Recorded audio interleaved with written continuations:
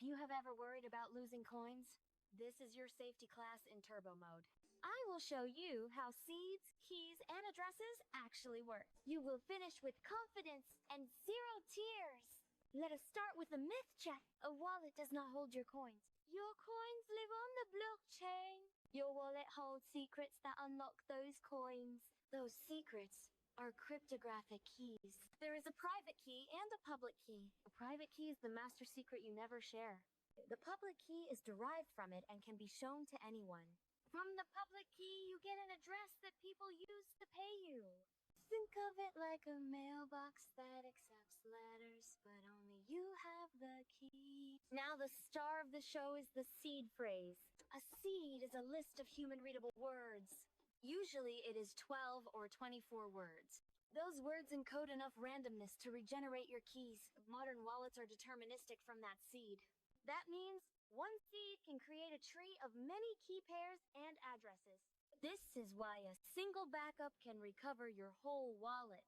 Lose the device, and you can still restore with the seed. Lose the seed and the device, and you are cooked. So, we protect the seed like a dragon protects treasure. Write it by hand on something that lasts. Store it in a place only you can access. Do not take a photo. Do not upload it to the cloud. Do not paste it into a chat. Do not tell the nice voice on the phone. Anyone with the seed can move your funds. No password reset exists on a blockchain. Some wallets let you add a passphrase on top of the seed. People call it the 25th word. It creates a different set of keys from the same seed. It can hide a decoy wallet if someone forces you to unlock. Powerful, but only if you never forget the passphrase. If you forget it, recovery becomes impossible. You want your first crypto, but the process looks like a boss fight. I will guide you step by step and keep it simple. You will learn the path on a centralized exchange and on a decentralized exchange. You will also learn how to avoid the classic mistakes that eat coins for breakfast. Deal. First breathe and pick your goal. You want to buy a small amount and move it safely. You wanna understand each click before you touch the next one. On a centralized exchange, the exchange holds custody. You create an account with your email. You set a strong password you do not reuse.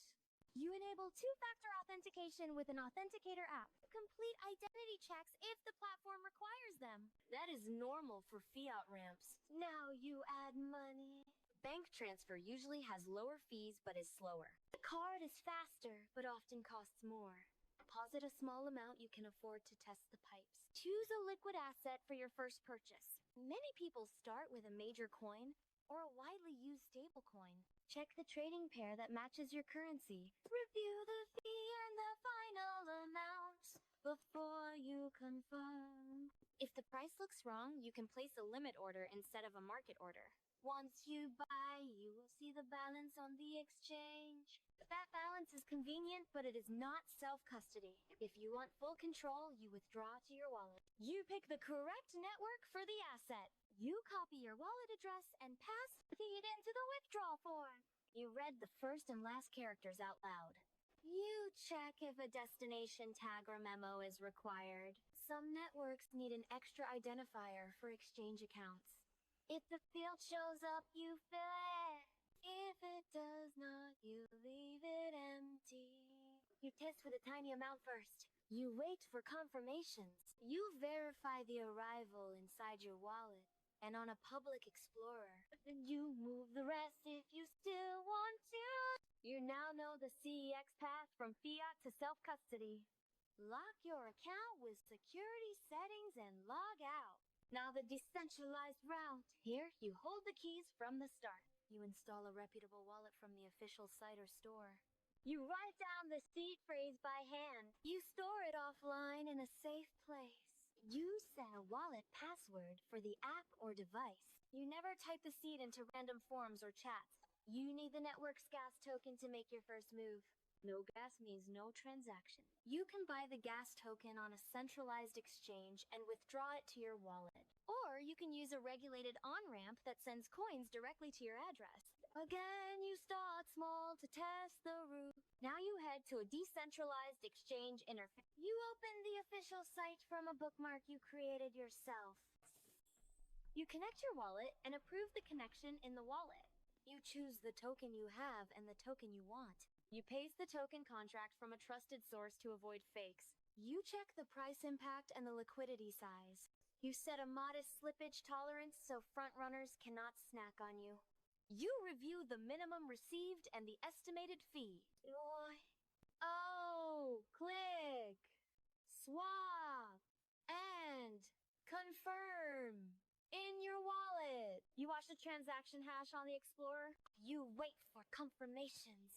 You add the token to your wallet view if it does not show yet. You now own the asset in self-custody. No support email can recover it if you leak your keys. So you protect your seed phrase like a dragon with a shiny hoard. Let us talk safety that saves coins. Always match the network to the address you use. Sending an asset to a random network can trap it beyond reach. If you must bridge between networks, use a known bridge and triple check the route. Do not chase mystery links from social posts. Bookmark official docs and explorers, and use those bookmarks on exchanges lockdown two-factor and withdrawal allow lists if available. On wallets, verify addresses on the hardware screen when possible. The clipboard malware is a sneaky goblin that swaps your pasted address.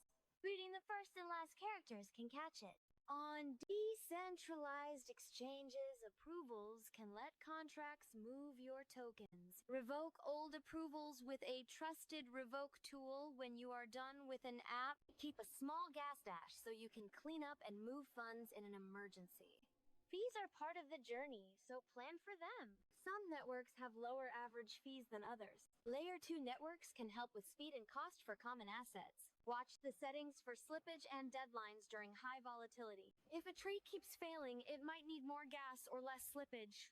Move slowly until you understand why a setting matters. Now a fast example to tie it all together. You buy a stablecoin on a centralized exchange with a small bank transfer. You withdraw it on the exact network your wallet supports. You test with a tiny amount and it lands. You move the rest and smile. You then swap a fraction on a decentralized exchange to learn the flow. You confirm the contract address from official docs and cross-check on the Explorer. You set gentle slippage and confirm the swap.